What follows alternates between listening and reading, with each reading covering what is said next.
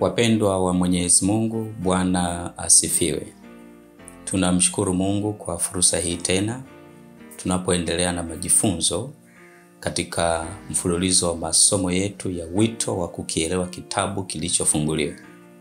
Katika mfululizo wa masomo 8, hili ni somo la 6, yaani wito wa kukielewa kitabu kilichofunguliwa sehemu ya 6.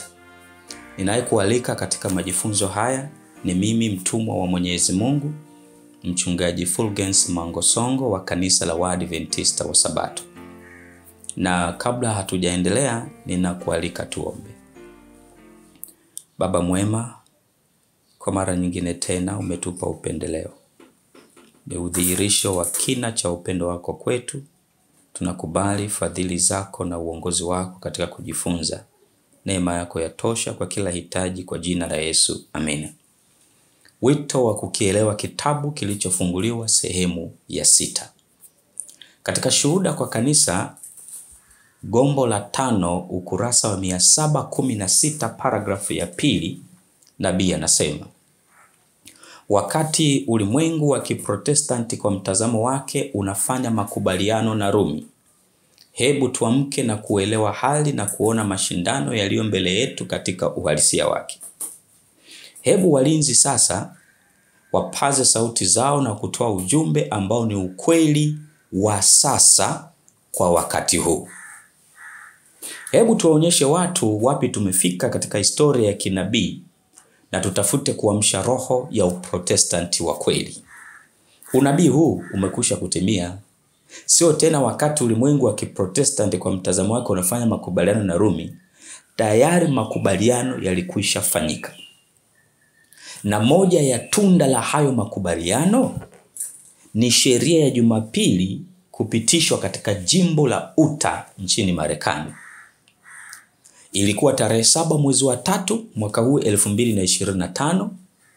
Sheria ya kwanza ya Jumapili imepitishwa Marekani katika jimbo la Utah. Sio sheria ya Jumapili ya kitaifa, ni sheria ya Jumapili katika jimbo la Utah. Na sheria ya kwanza ya Jumapili katika ulimwengu huu wakati wa mfalme Konstantini ilipitishwa tarehe 7 mwezi wa 3 mwaka 321. Kwa nini tarehe 7 mwezi wa 3? Sio kwa bahati mbaya, historia inajirudia. Kwa hiyo sheria ile ya kwanza ya tarehe 7 mwezi wa 3 mwaka 321 ya Konstantini haikushurutisha ibada, ila ilihusisha kufunga biashara, kuiacha Jumapili kama siku ya pekee. Ndicho kilichofanyika Utah vivyo hivyo. Sio sheria ya Jumapili kushurutisha ibada, ila ni sheria ya Jumapili inayotaka kuitenga Jumapili kama siku ya pekee na biashara zifungwe siku ya Jumapili. Kwa hiyo itakapokuja ile sheria ya kitaifa, National Sunday Law, yenyewe itahusisha ushurutishwaji wa ibada. Kwa hiyo sheria ya Utah imepita tarehe 7 mwezi wa 3 mwaka huu 2025. Hiyo inatuambia hivi, kuna muungano tayari, maana hilo haliwezi kutokea kama uprotestanti kule Marekani haujaungana na Rumi. Kwa lazima Rumi ipenye kule Marekani kwa njia ya kukaribishwa na uprotestanti na kushikana mikono. Kwa hiyo inatuashiria kwamba unabii huu umekwisha kutimia. Uprotestanti na Urumi vimekwisha kuungana. Kwa hiyo nabii anasemaje? Hebu tuamke na kuelewa hali. Yaani tulitakiwa tuamke wakati harakati za kuungana zinafanyika. Tumechelewa sana. Tayari wamekwisha kuungana. Sheria ya Jumapili inakaribia. Kwa muda unaisha. Kwa sasa tuamke na kuelewa hali na kuona mashindano yaliyo mbele yetu katika uhalisia wake. Nabii anasema, hebu walinzi sasa wapaze sauti zao na kutoa ujumbe ambao ni ukweli wa sasa kwa wakati huu. Hebu tuonyeshe watu wapi tumefika katika historia ya kinabii.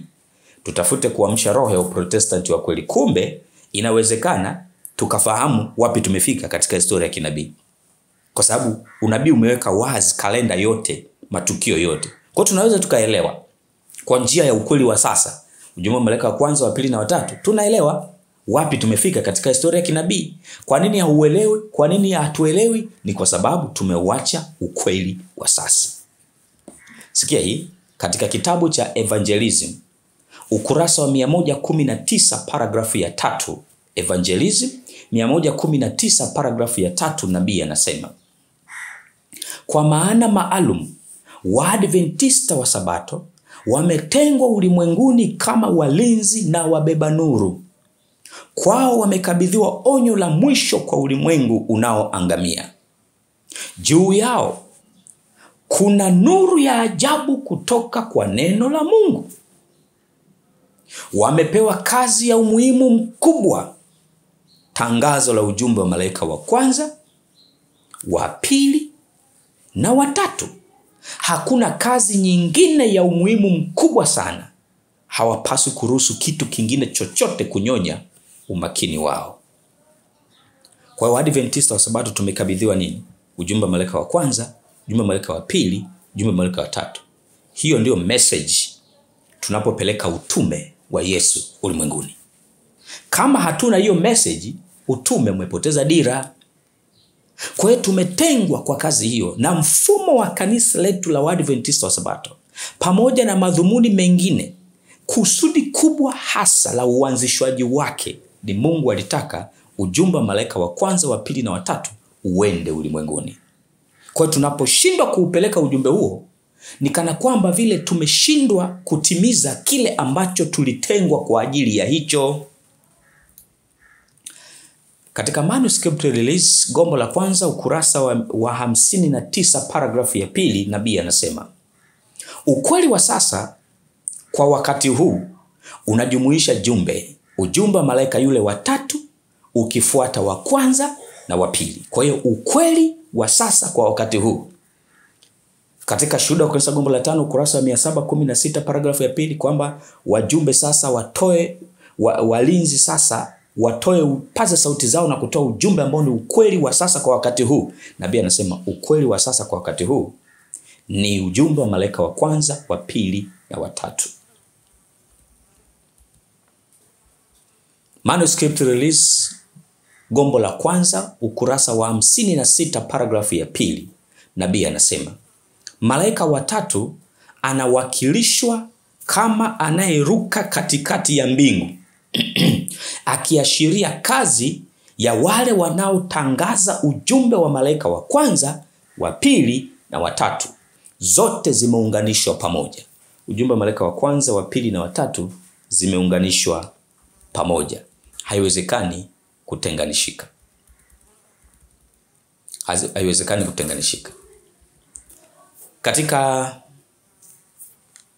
periodicals Present Truth, kwa kifupi PT, Septemba 1, 1849 paragrafu ya 8, nabii anasema, Bwana amenionyesha kwamba roho za thamani zinakufa njaa na zinakufa kwa kukosa ukweli wa sasa. Ukweli wa sasa ni nini? Ujumbe wa malaika wa kwanza, ujumbe wa malaika wa pili, ujumbe wa malaika wa tatu. Kwamba alioneshwa roho za thamani zinakufa njaa kwa kukosa ujumbe huu, kwa kukosa ukweli huu. Kwa hiyo kanisa limebaki katika hali ya utapiamlo.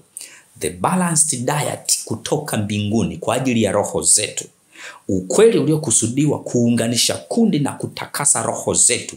Ukweli uliokusudiwa kutufanya tuwe waaminifu kwa Mungu na kusimama waaminifu wakati wa hukumu ya upelelezi.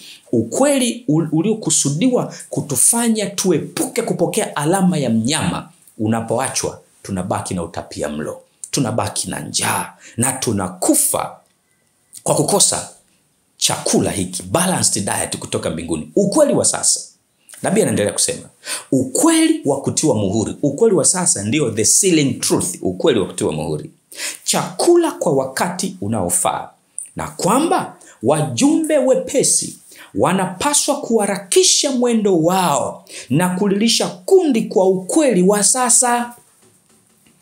Nilimsikia malaika akisema, harakisha wajumbe wepesi. Harakisha wajumbe wepesi, kwani kesi ya kila nafsi itaamuliwa hivi karibuni, ama kwa uzima au kwa mauti. Ni nini kinachoelezwa hapa? Tuko katika kipindi cha hukumu ya upelelezi kumalizika kwa wafu kuhamia kwa walio hai. Hiki ndicho kipindi kwa mujibu wa unabii. Hiki ndicho kipindi ambacho kila kesi itaamuliwa hivi karibuni, ama kwa uzima ama kwa mauti. Kwa hiyo wajumbe tufanye nini? Anasema, na alimsikia malaika akisema, harakisha wajumbe wepesi. Harakisha wajumbe wepesi. Tuharakishe kupeleka nini? Tupeleke ukweli wa sasa. Maana roho za thamani zinakufa njaa. Pelekeni ukweli wa sasa. Ukweli wa sasa ni nini? Ujumbe wa malaika wa kwanza, wa pili na wa tatu.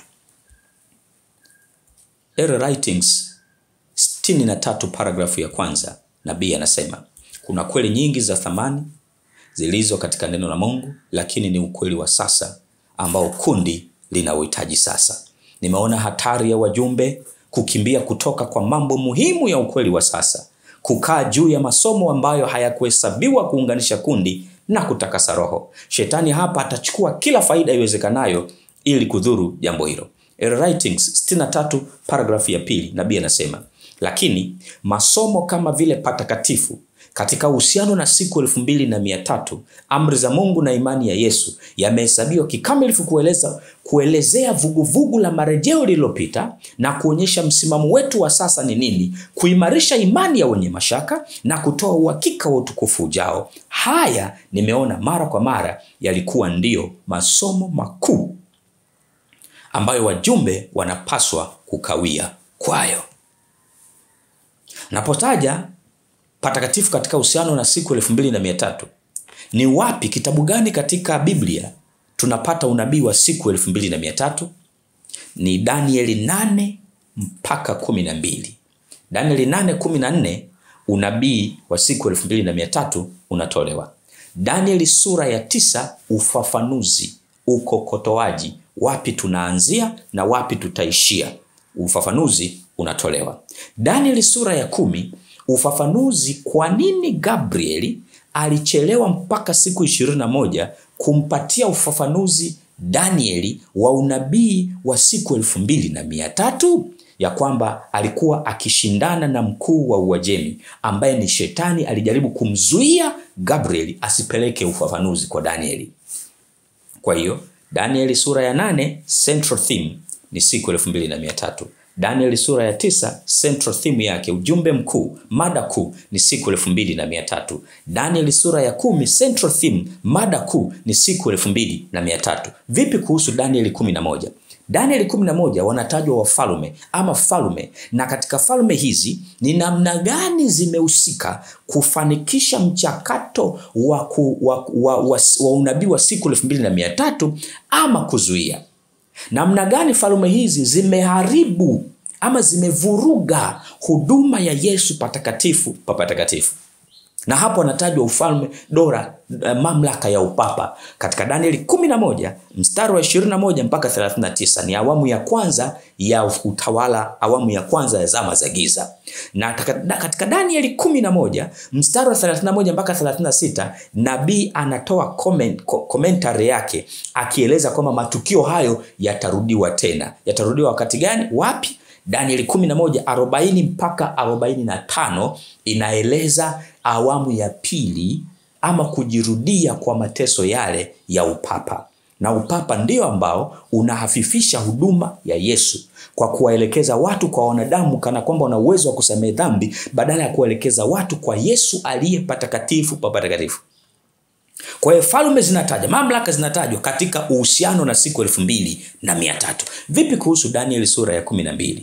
Danieli sura ya 12 inatutoa pale unabii wa siku 2300 ulipokomea tarehe 22 Oktoba 1844, na Danieli 12 hiyo inatuleta mpaka mwisho wa hayo matukio. Yataisha wakati gani? Yataishaje? Kwa Danieli 12 inahusiano na Danieli 11, inahusiano na Danieli 10, inahusiana na Danieli 9 na hatimaye 8. Kwa hiyo Danieli sura ya 8 mpaka 12 ndiyo central theme yake, unabii mrefu wa siku 2300.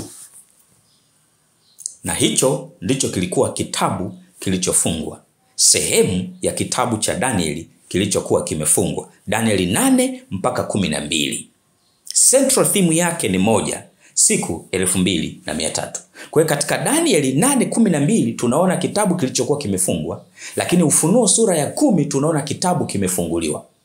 Kwa hiyo kitabu cha Danieli, sehemu ya Danieli 8 mpaka 12 ndicho hicho kitabu cha Ufunuo sura ya 10 tunachokiona kimefunguliwa. Kwa hiyo Ufunuo sura ya 10 imebeba central theme ile, unabii wa siku 2300. Kuna vitu tu vya kuongeza, kuna vitu tu vilivyojazilizia pale kitabu cha Danieli 8 mpaka 12 kinapoishia.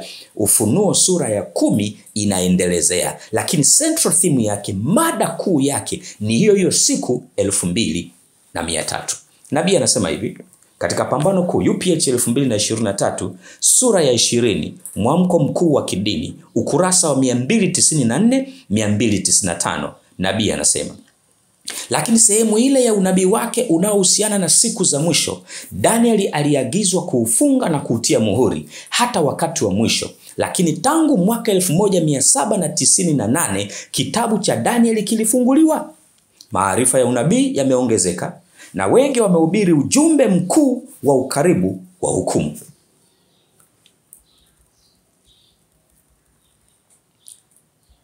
Katika kitabu cha Acts of the Apostles, Matendo ya Mitume, kile cha Ellen G. White, ukurasa wa 585, paragrafu ya kwanza, kile cha Kiingereza, nabii anasema, katika Ufunuo vitabu vyote vya Biblia vinakutana na kumalizika. Huu hapa ni utimilifu wa kitabu cha Danieli. Kimoja ni unabii na kingine ni ufunuo. Kitabu kilichotiwa muhuri si ufunuo, bali ni sehemu hiyo ya unabii wa Danieli unaohusiana na siku za mwisho. Malaika akaamuru, lakini wewe Danieli, yafunge maneno, ukakitie muhuri kitabu hata wakati wa mwisho. Danieli 12 mstari wa 4. Kwa nabii anachokisema hapa nini? Kitabu cha Danieli na ufunuo ni kitabu kimoja kimetiwa muhuri na kingine hakijatiwa muhuri. Kimoja kimefungwa, kingine hakijafungwa. Kimoja unabii, kingine ni ufunuo. Kwa hiyo kilichotiwa muhuri ni sehemu ya Danieli ambayo ni Danieli 8 mpaka 12, lakini Ufunuo sura ya 10 hakijatiwa muhuri, na ndio maana inaonekana kwenye mkono yule malaika mwenye nguvu ameshika kitabu kilichofunguliwa, ishara ya kwamba kitabu cha Danieli 8 mpaka 12 kilichokuwa kimefungwa kilipaswa kueleweka wakati gani? Mwaka 1798, mwanzo wa siku za mwisho. Bible Commentary gombo la 7, ukurasa wa 971, paragrafu ya 5, nabii anasema, vitabu vya Danieli na Ufunuo ni kimoja ni unabii na kingine ni ufunuo. Kimoja kimetiwa muhuri na kingine kimefunguliwa. Kwa hiyo Danieli 8 mpaka 12 ni kitabu hicho kilichofunguliwa katika Ufunuo sura ya 10. Kwa Ufunuo sura ya 10 ni kitabu cha Danieli 8 mpaka 12. Central theme yake ni moja, unabii wa siku 2300. Kwa hiyo tunapotaka kuelewa kitabu kilichofunguliwa, wito wa kukielewa kitabu kilichofunguliwa ni wito wa kuelewa Danieli 8 mpaka 12 inahusu nini. Na ili tuelewe ni lazima tutaisoma katika uhusiano na Ufunuo sura ya 10. Ufunuo sura ya 10.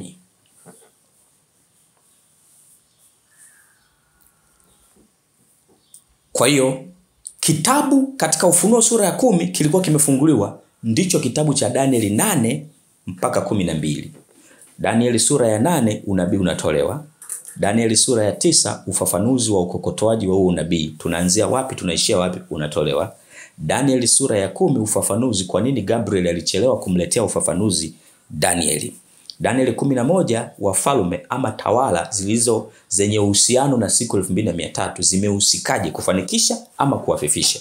Danieli 12 inatuleta kwenye uhitimishwaji wa matukio yaliyoanza wakati wa mwisho wa kutimia kwa unabii wa 2300 tarehe 22 Oktoba mwaka 1844. Yesu alihama chumba cha kwanza cha patakatifu akaingia chumba cha pili cha patakatifu pa patakatifu. Ndio mwanzo wa huduma ya Yesu patakatifu pa patakatifu. Ndio mwanzo wa usiku ya upatanisho, na ndio mwanzo wa hukumu ya upelelezi. Matukio haya matatu yalianza kwa pamoja, yatahitimishwa kwa pamoja. Yatahitimishwa lini? Yanahitimishwaje? Danieli 12 inatutoa 1844, inatuleta mpaka mwisho kabisa mwa historia ya dunia hii. Angalia nabii anachokisema. Nabii anasema hivi katika Testimonies to Ministers and Gospel Workers, ukurasa wa 115 paragrafu ya 3. Nabii anasema kitabu cha Danieli hakijatiwa muhuri katika ufunuo wa Yohana na utupeleka mbele hadi matukio ya mwisho ya historia ya dunia hii. Na hapa inarejelewa Danieli 12. Angalia manuscript release gombo la 15 ukurasa wa 228 paragrafu ya 2. Nabii anasema tusome na kujifunza sura ya 12 ya Danieli. Ni onyo ambalo sote tutahitaji kuelewa kabla ya wakati wa mwisho, yani kabla Yesu ajaja, kabla ya kufungwa kwa historia ya dunia hii. Danieli tunapaswa kuielewa, maana imebeba onyo ambalo tunapaswa kulielewa. Maana yake nini? Danieli 12 inahitimisha unabii wa siku 2300. Kwa maana hii siku 2300 zilikoma tarehe 22 Oktoba 1844. Wakati zinakoma, kuna matukio mengine ya kinabii yalianza. Yesu alipohama chumba cha kwanza kuhamia chumba cha pili cha patakatifu patakatifu. Je, matukio hayo yatadumu milele? Hapana, kuna wakati wa kukoma. Wakati gani? Mlango wa rehema unapofungwa, matukio haya yanakoma, hukumu ya upelelezi inakuwa imekoma, huduma ya Yesu ya maombezi imekoma. Huduma ya Yesu patakatifu inaishia hapo. Kwa Danieli 12 inatuleta kwenye uelewa huo. Na ndio maana nabii anasema tunapaswa kusoma kitabu cha Danieli 12. Kwa hiyo Danieli 8 mpaka 12 central theme yake ni moja, unabii mrefu wa siku 2300. Sura zote hizi, Danieli sura ya 8, ya 9, ya 10, 11 na 12, sura 5 zote zinategemeana, zote zinajenga kwa nyingine. Central theme yake ni moja, siku 2300. Hiki ndicho kitabu kilichokuwa kimefungwa, kikafunguliwa tangu 1798, na ndio maana tunakiona kikiwa kimefunguliwa katika Ufunuo sura ya 10. Kwa hiyo kitabu kilichokuwa kimefungwa, sehemu ya Danieli 8 mpaka 12, ndio Ufunuo sura ya 10. Ufunuo sura ya 10 ndio Danieli 8 mpaka 12. Central theme yake ni moja. Kumbuka nabii anasema Danieli na Ufunuo ni kitabu kimoja. Kwa sehemu ya Danieli 8 mpaka 12 ndio hiyo Ufunuo sura ya 10. Ndio hiyo Ufunuo sura ya 10. Sasa tuchambue kidogo kitabu hiki kilichokuwa kimefungwa kikafunguliwa, yani Danieli sura ya 8 mpaka 12, katika uhusiano na Ufunuo sura ya 10 na Ufunuo sura ya 10. Tuangalie tusome neno la Mungu katika kitabu cha Ufunuo sura ya 10 mstari wa 3 mpaka wa 7. Neno la Mungu linasema hivi. Ufunuo sura ya 10 mstari wa 3 mpaka wa 7. Neno linasema, naye akalia kwa sauti kuu kama simba angurumavyo, na alipolia zile ngurumo 7 zikatoa sauti zao. Hata ngurumo 7 zilipotoa sauti zao, na alikuwa tayari kuandika.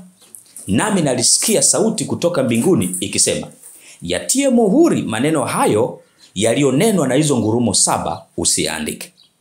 Na yule malaika niliyemuona akisimama juu ya bahari na juu ya nchi, akainua mkono wake wa kuume kuelekea mbinguni, akaapa kwa yeye aliye hai hata milele na milele, yeye aliyeziumba mbingu na vitu vilivyomo, na nchi na vitu vilivyomo, na bahari na vitu vilivyomo, ya kwamba hapatakuwa na wakati baada ya haya, isipokuwa katika siku za sauti ya malaika wa 7 atakapokuwa tayari kupiga baragumu.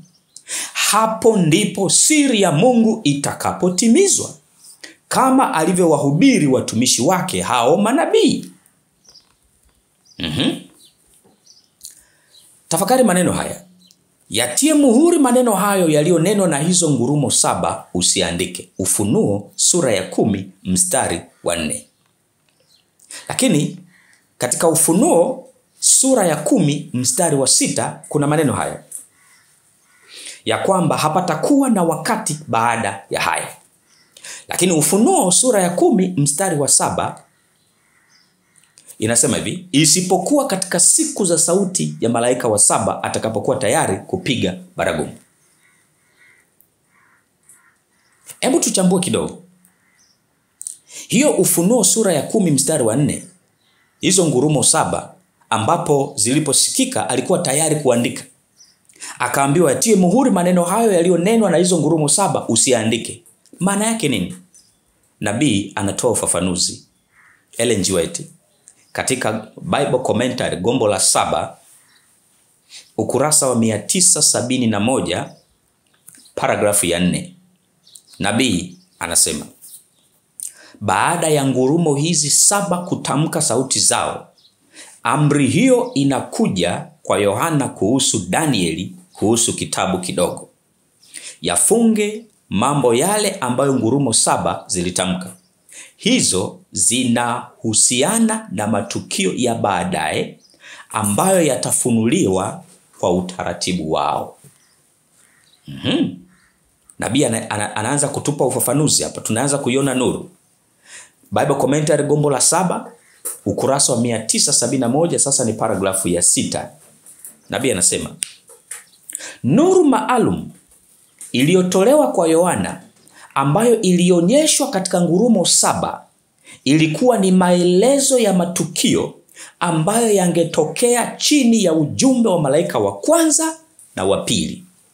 Haikuwa bora kwa watu kujua mambo haya, kwa sababu imani yao lazima ijaribiwe.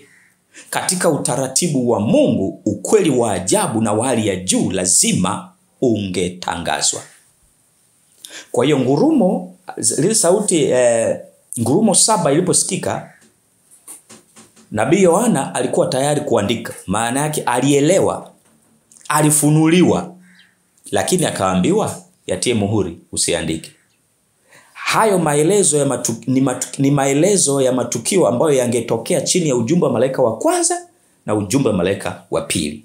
Haikuwa bora kwa watu kujua mambo haya, kwa sababu imani yao lazima ijaribiwe.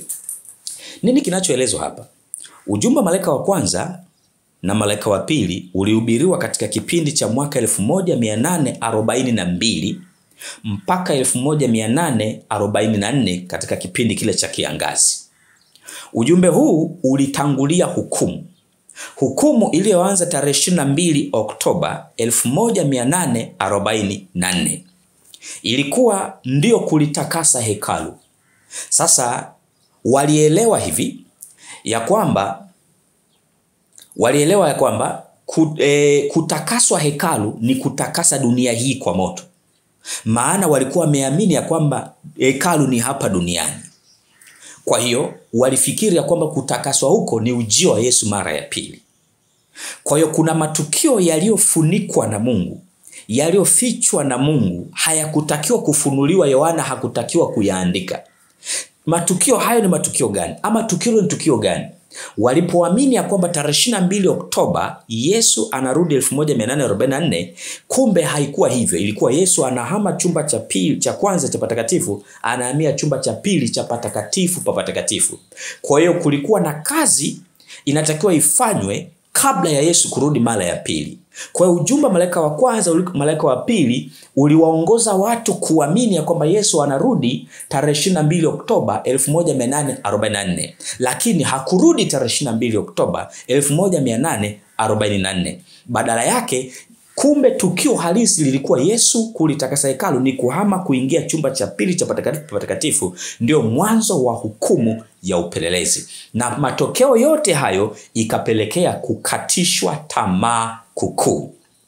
Kukatishwa tamaa kukuu, the great disappointment.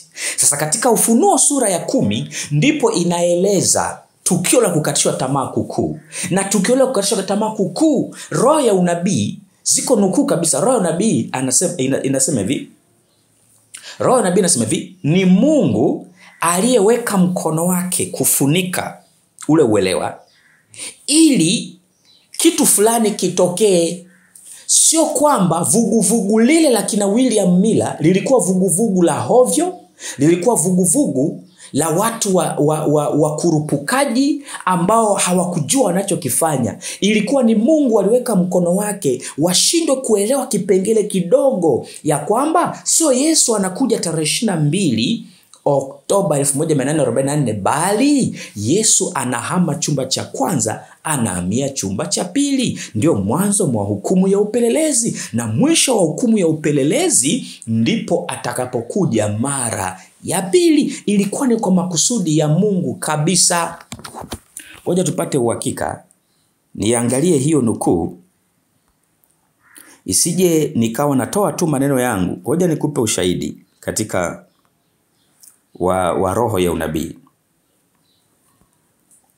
Katika Error Writings ukurasa wa 74 paragrafu ya kwanza.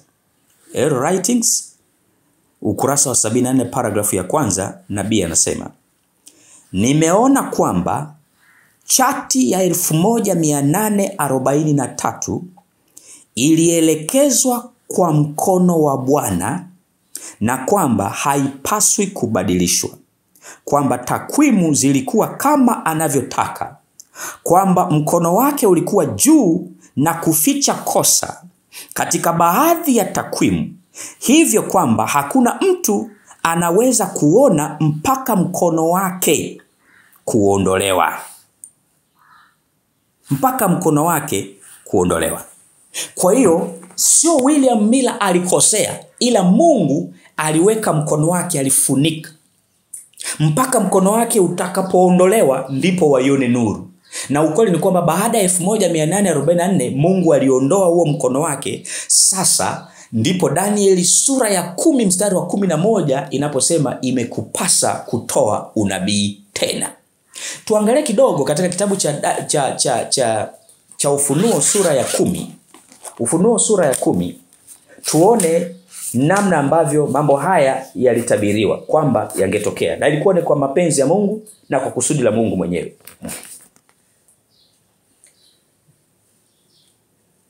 Daniel, Ufunuo sura ya 10 mstari wa 8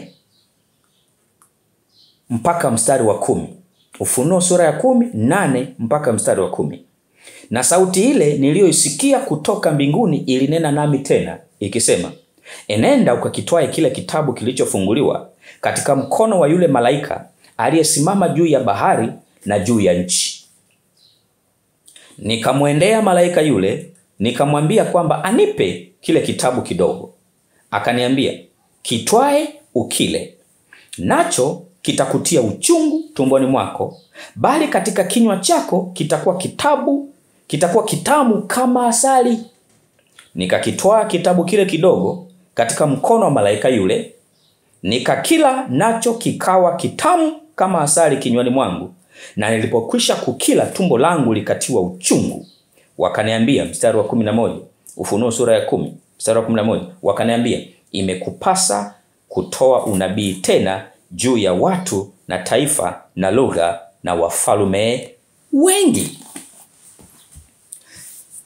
Kitabu kilichofunguliwa mkononi mwa malaika ni Danieli 8 mpaka 12, ambacho kilikuwa kimefungwa kikafunguliwa mwaka 1798. Kuanzia hapo kilitakiwa kieleweke.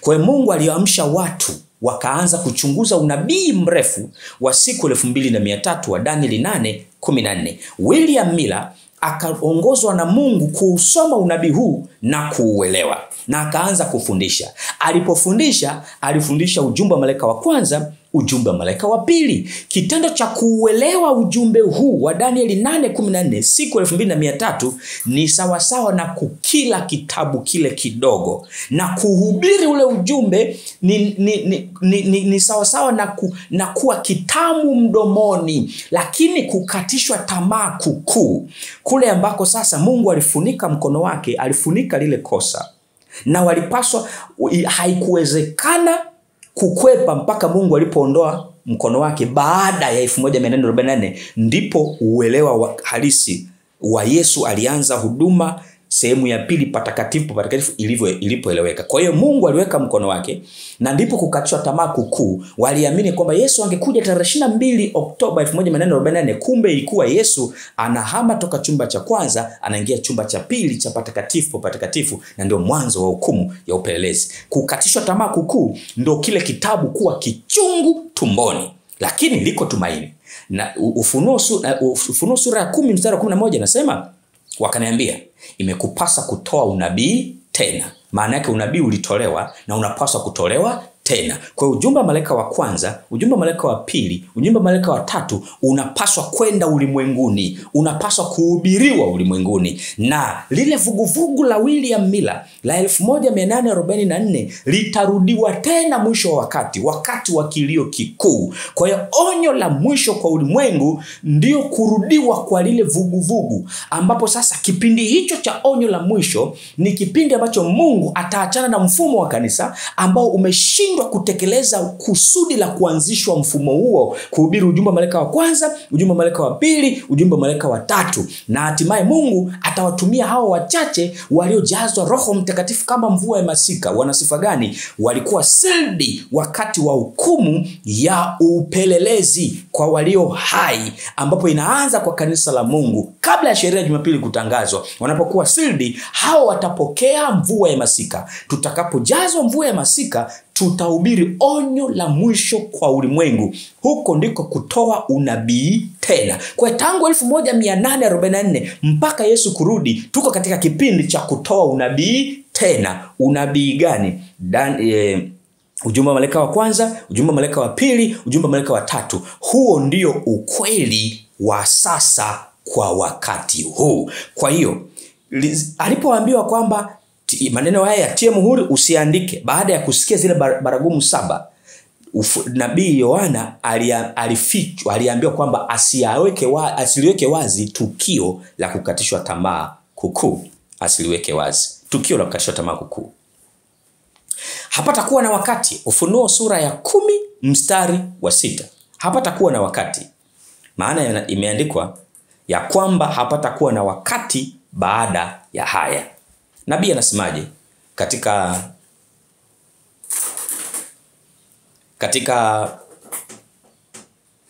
Bible Commentary gombo la 7 ukurasa wa 971 paragrafu ya 7.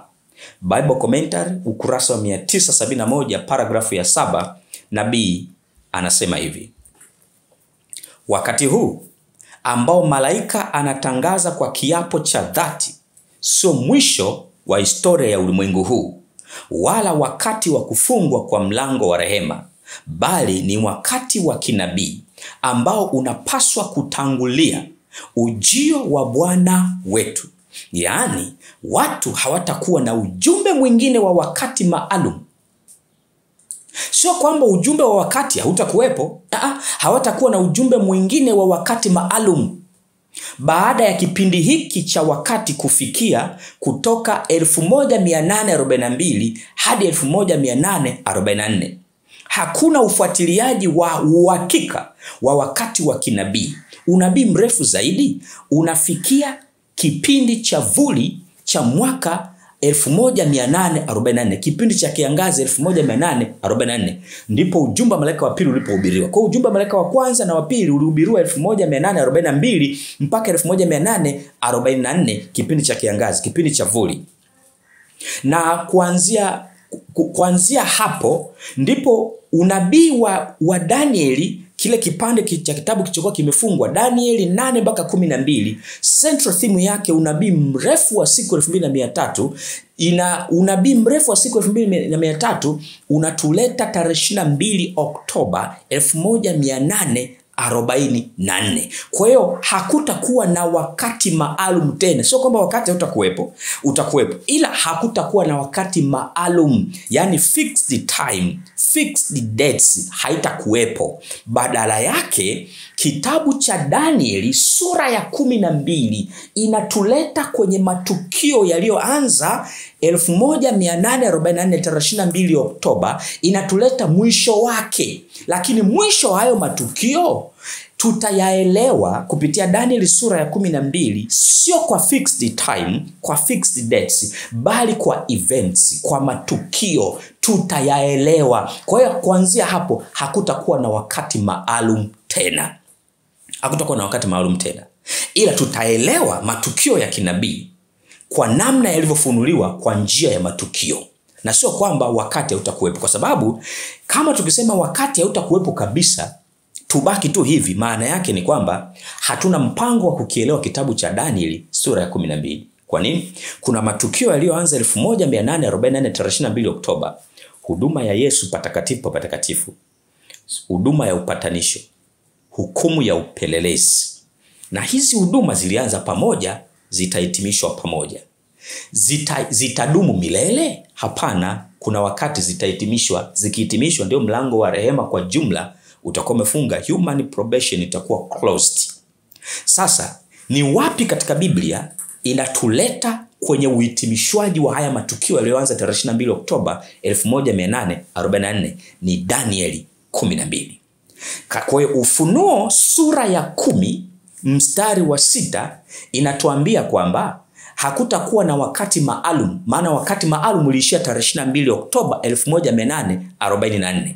Lakini wakati utakuwepo, lakini hatutauelewa wakati kwa matukio maalum, yani kwa fixed time, kwa muda maalum. Badala yake kwa events, kwa matukio, maana lazima wakati uwepo. Wakati huo ni yale matukio yaliyoanza 1844 tarehe 22 Oktoba, yana mwisho wake, yanahitimishwa sio kwa matukio maalum, sio kwa wakati maalum, sio kwa wakati maalum kama ilivyokuwa mwanzo wake. Maana mwanzo matukio hayo yalianza kwa exactly date tarehe 22 Oktoba 1844. Mwisho wa hayo matukio, kalenda iko na Mungu, ratiba iko na Mungu. Sisi wanadamu hatujafunuliwa fixed time, ila tumefunuliwa matukio yanayotuonesha ya kwamba tukiona hili na hili na hili, tunajua ya kwamba tuko katika kipindi hiki, tuko katika tukio hili.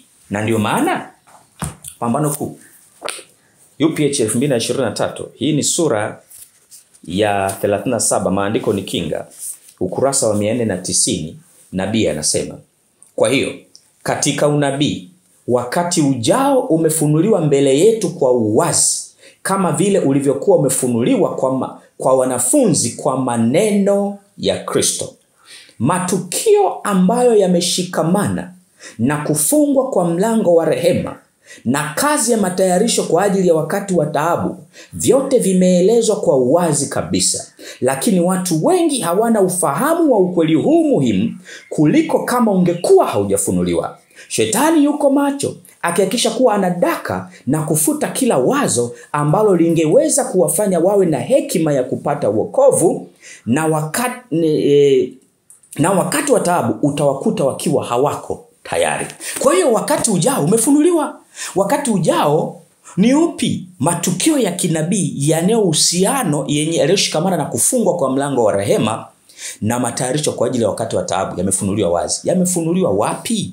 Katika kitabu cha Danieli sura ya 12.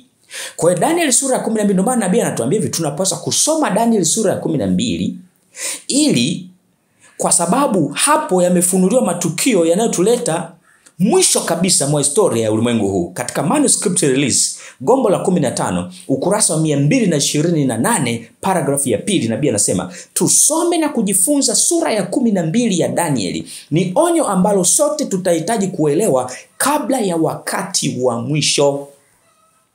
Katika Testimonies to Ministers and the Gospel Workers ukurasa 115 paragrafu ya 3, kitabu cha Danieli hakijatiwa muhuri katika ufunuo wa Yohana. na utupeleka mbele hadi matukio ya mwisho ya historia ya dunia hii.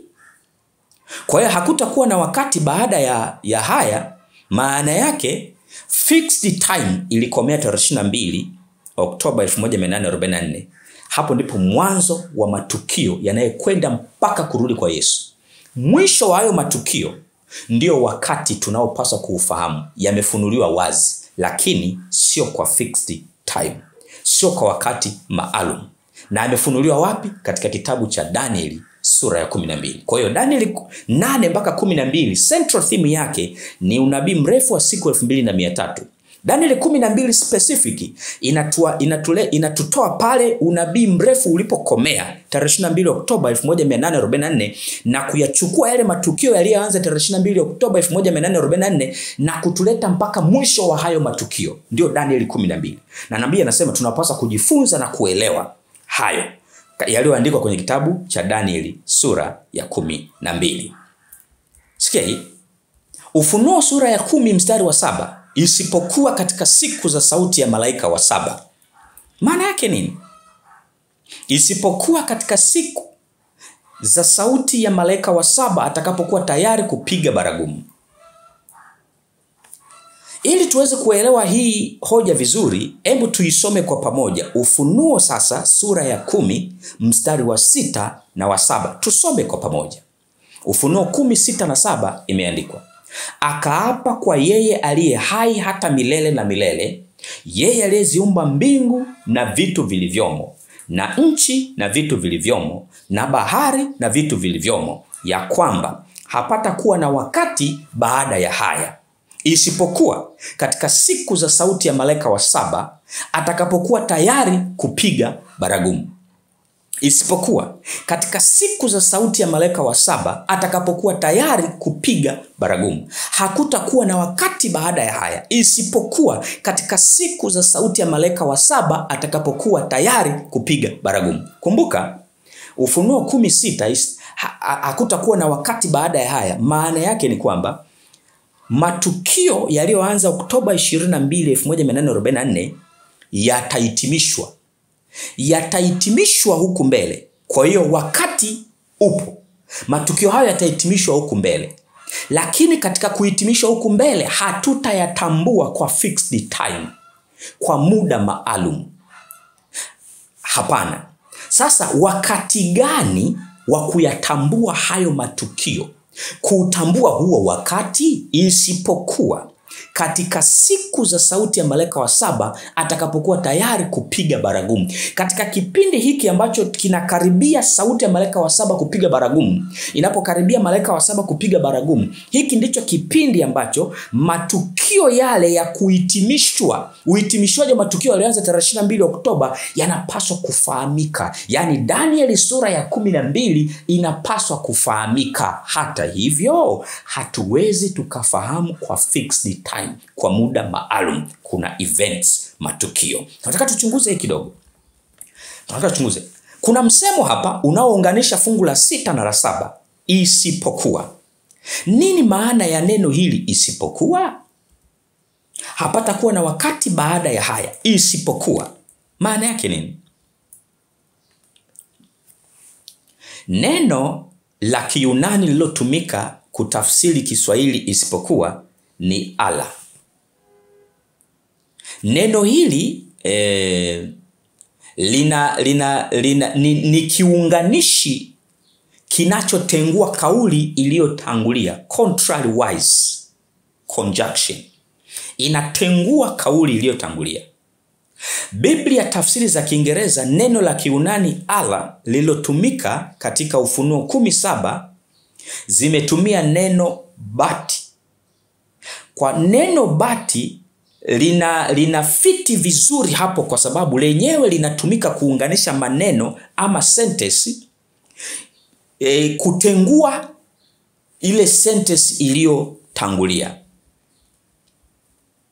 Kwa hiyo kwa Kiswahili tunapotumia neno isipokuwa, ni neno zuri zaidi kuliko neno lakini, kwa sababu katika kile Kiyunani ala Kiswahili halisi hasa ambacho kingependezea ingekuwa lakini waandishi wa Biblia kwa kuelewa muktadha wake hawakuchagua neno lakini, badala yake wakatumia isipokuwa, kwa sababu neno isipokuwa linatengua kauli ama kizuizi kilichozuia kilichotangulia. Hakutakuwa na wakati baada ya haya. Isipokuwa maana yake wakati upo. Wakati gani? Wakati malaika wa 7 atakapokuwa tayari kupiga baragumu.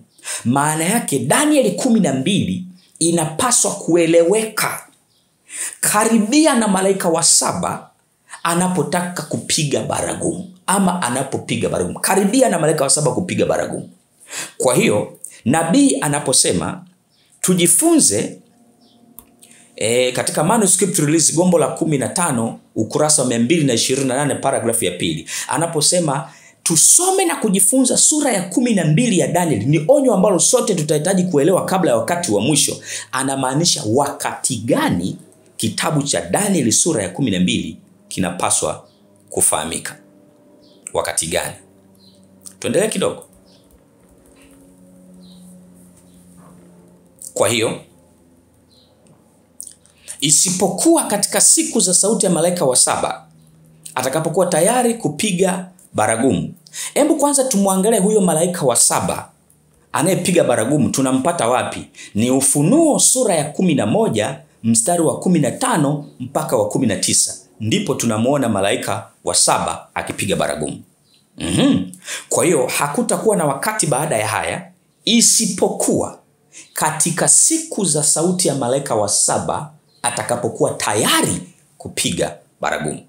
Malaika wa 7 tumwangalie kwanza hii baragumu yake.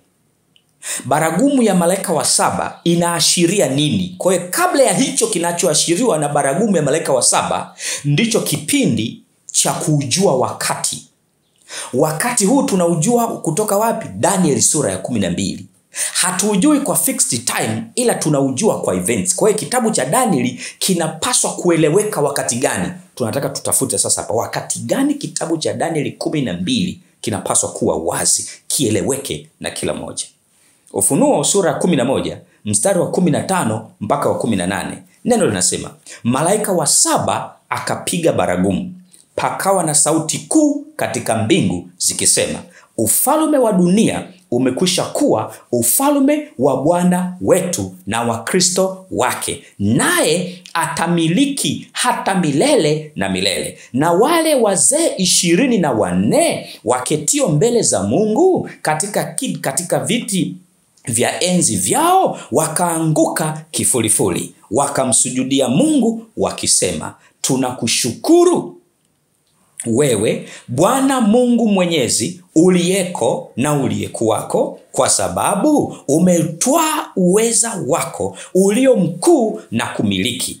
Na mataifa walikasirika, hasira yako nayo ikaja, na wakati ukaja wa kuhukumia waliokufa, na wakuwapa thawabu yao watumwa wako manabii na watakatifu, na hao walichao jina lako, wadogo kwa wakubwa, na wakuharibu hao waiharibuo nchi. Kwa hiyo malaika wa 7 atakapopiga baragumu ndio ile Danieli 12 sura ya 1 inayosema wakati huo Mikaeli atasimama.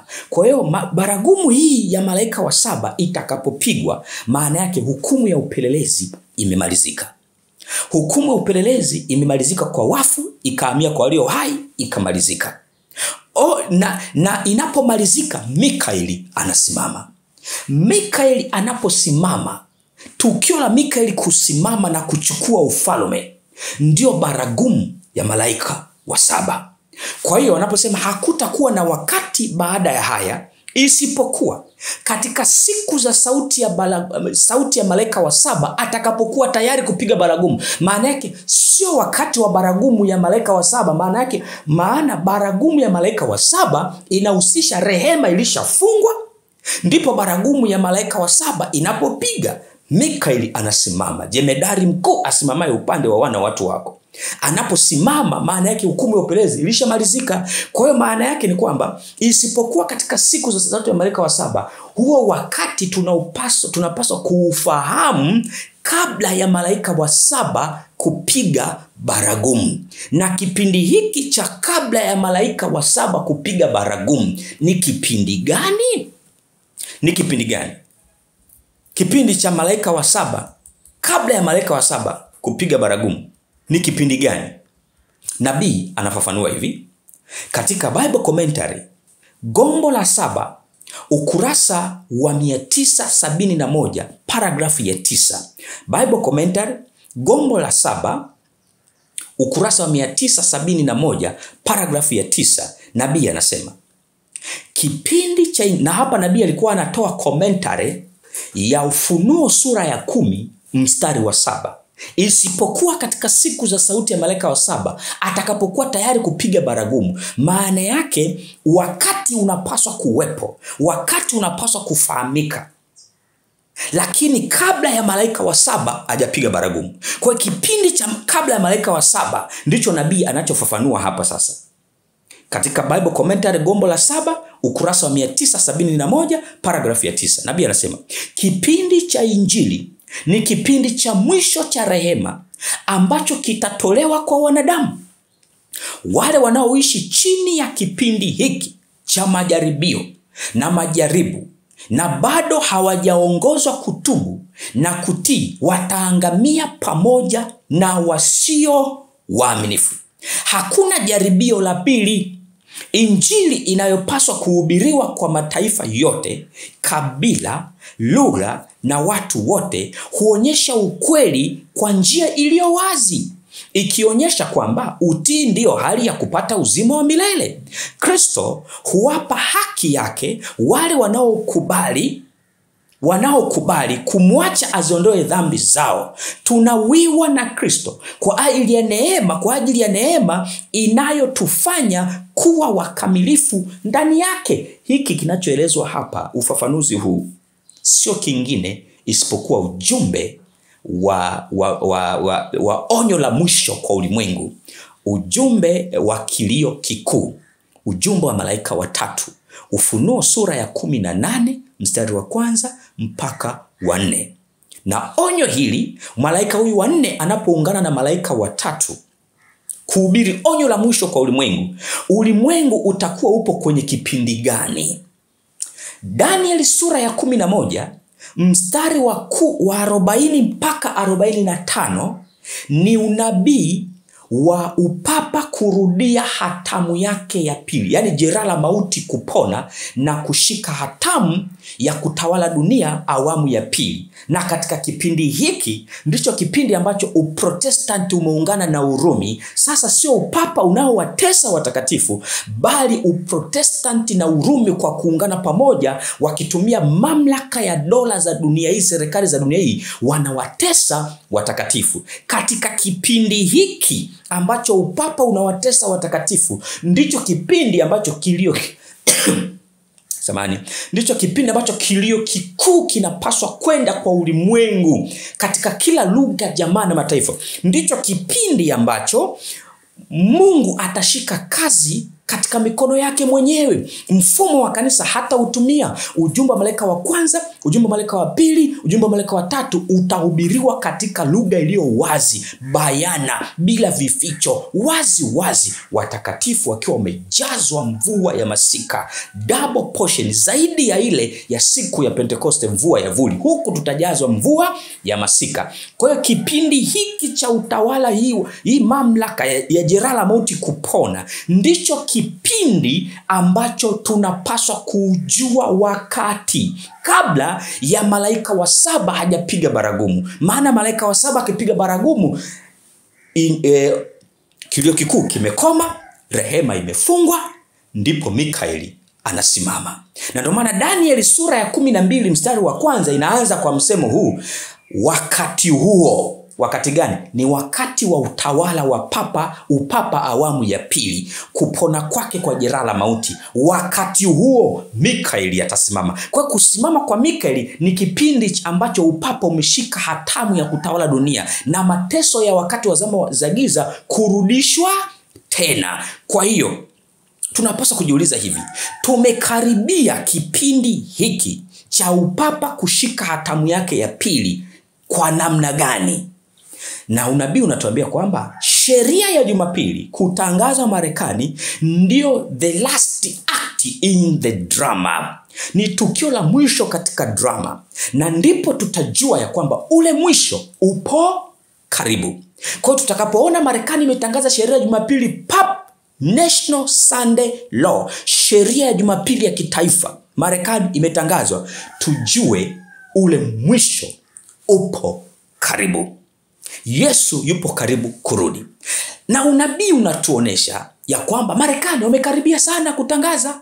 Ndio maana jimbo la Utah tarehe 7 mwezi wa 3 lilikwisha pitisha sheria ya Jumapili inazuia shughuli za biashara. Shughuli za biashara kufanywa siku ya Jumapili. Historia inajirudia kama wakati wa Konstantini tarehe 7 mwezi wa 3 mwaka 321. Haikuwa sheria ya Jumapili yenye kushurutisha ibada. Ilikuwa sheria ya Jumapili kuitenga Jumapili kama siku ya pekee. Kwa hiyo jimbo la Utah kupitia sheria ya Jumapili tarehe 7 mwezi wa 3 ni Jumapili kutengwa kama siku pekee. Historia inajirudia. Tunaisubiri National Sunday Law kule Marekani. Hilo ndilo tukio kubwa la kinabii. Tukisikia National Sunday Law Marekani imetangazwa, rehema kwa Waadventista wa Sabato ilishafungwa. Tayari katika Waadventista kuna makundi mawili. Moja, katika vitabu vya mbinguni imetamkwa ya kwamba, katika mahakama ya mbinguni imetamkwa kwamba majina yao hayataondolewa kwenye kitabu cha uzima. Hao ndio wana ule ukweli wa kutiwa muhuri.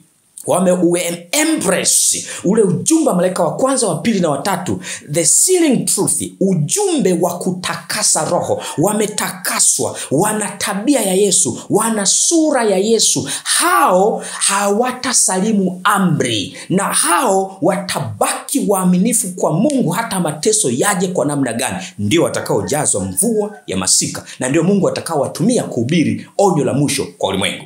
Lakini kundi la pili la Waadventista wa Sabato, wale ambao wanacheza kwenye dhambi, wanapuuza ujumbe wa malaika watatu, the sealing truth, wanapuuza. Kwa hiyo hawajatakaswa roho zao, maana hauna ukweli wa kuwatakasa. Hawajaandaliwa kusimama waaminifu kwa Bwana siku ya hukumu ya upelelezi, wakati wa hukumu ya upelelezi. Kwa hiyo hawa wameachwa nje, wamepepetwa, japo bado wako ndani ya kanisa. Wanaimba kwaya, wanahubiri, wanaongoza viongozi wa kanisa, ni wachungaji na kadhalika, lakini wametupwa nje. Sheria ya Jumapili inapotangazwa, hatima yao imemalizika tayari, ya kwamba imetamkwa kwenye mahakama ya mbinguni, majina yao yanapaswa kuondolewa kwenye kitabu cha uzima. Na mateso atakapoanza, kundi hili ndilo watakaolojitoa na kwenda kuipokea alama ya mnyama. Kwa hiyo, kulingana na unabii, tumekaribia sana kipindi hiki cha kufungwa kwa rehema. Tumekaribia sana. Tumekaribia sana kipindi cha Mikaeli kusimama. Tumekaribia sana kipindi ambacho onyo la mwisho kwa ulimwengu linapaswa kutolewa. Kwa katika kipindi hiki ndicho kipindi ambacho Yesu anachagua watu kama alivyochagua wanafunzi wale. Anachagua watu wenye sifa gani? Wanaomba sana, wanatubu na kuungama dhambi, wanaichukia dhambi, wanatafuta neema, wanalilia neema ya Mungu waishinde dhambi, wanasoma sana, wamesimama katika kweli kiakili na kiroho bila kuyumbishwa, embrace ujumbe wa malaika wa kwanza, wa pili na wa tatu. Wameukumbatia ujumbe huu, ukweli huu wa sasa, na ukweli huu umewatakasa, ukweli huu umewasafisha. Kwa hiyo wanaandaliwa. Yesu watu hawa ndio anaowateua kwa ajili ya onyo la mwisho kwa ulimwengu. Kwa kuwa sheria ya Jumapili Marekani imekaribia sana, maana yake tumekaribia kipindi hicho. Kwa hiki ndicho kipindi ambacho nabii anaposema katika manuscript release gombo la 15, ukurasa wa 228 paragrafu ya pili, tusome na kujifunza sura ya 12 ya Danieli. Ni onyo ambalo sote tutahitaji kuelewa kabla ya wakati wa mwisho.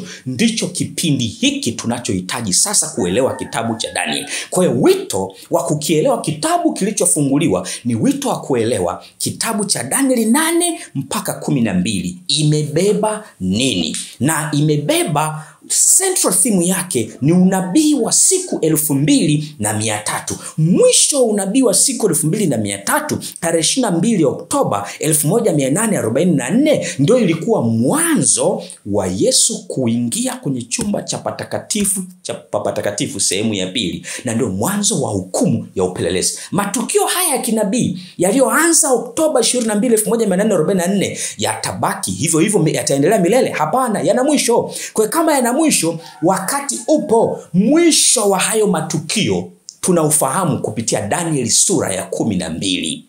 Na tunaelewa Danieli sura ya 12, tunaelewa kitabu cha Danieli kilichokuwa kimefungwa kikafunguliwa, Danieli 8 mpaka 12, tukihusianisha na Ufunuo sura ya 10. Kimoja kilikuwa kimefungwa, kingine kimefunguliwa. Kimoja ni unabii, kingine ni ufunuo.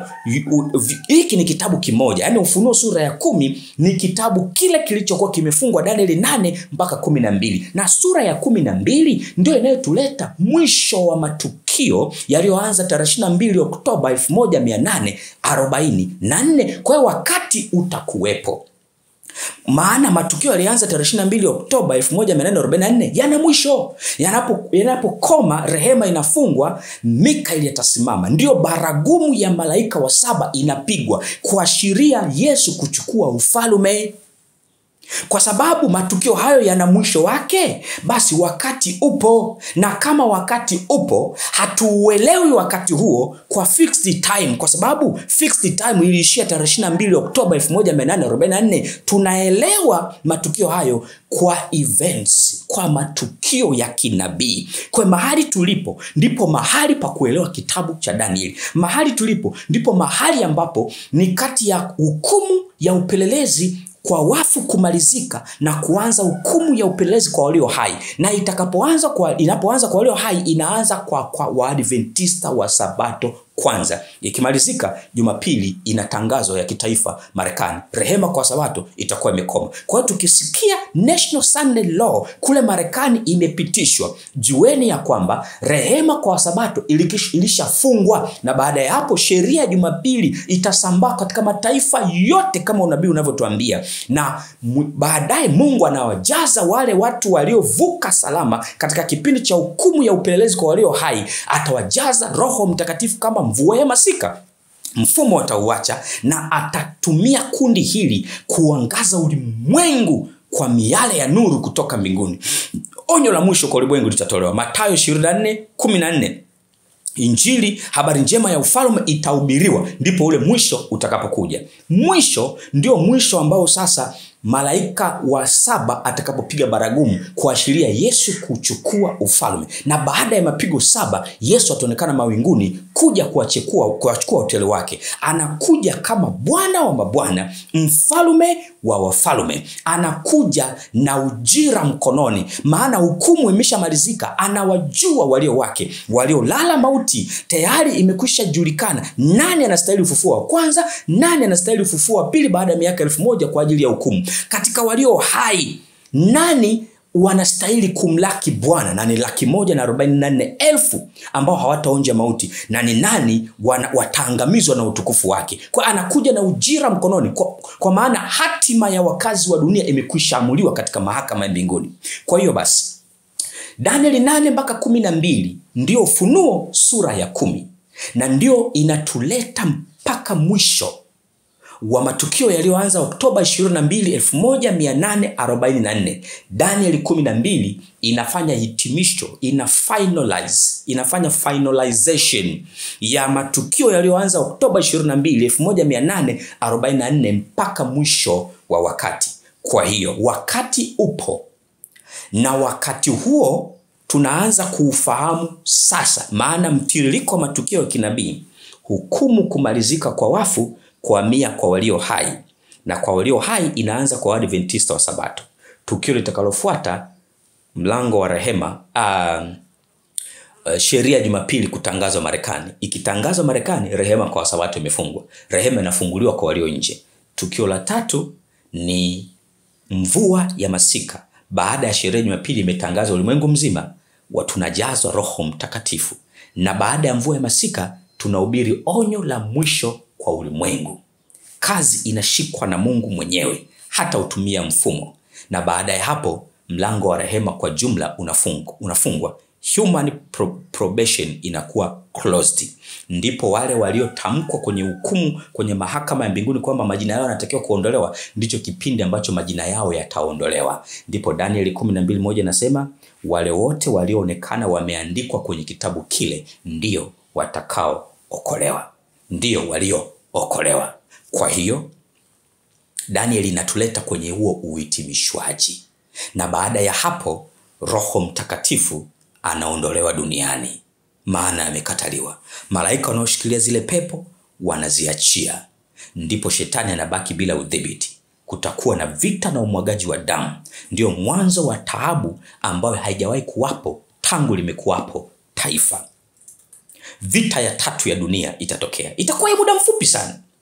Na kisha mapigo 7 ya mwisho. Mapigo 7 ya mwisho.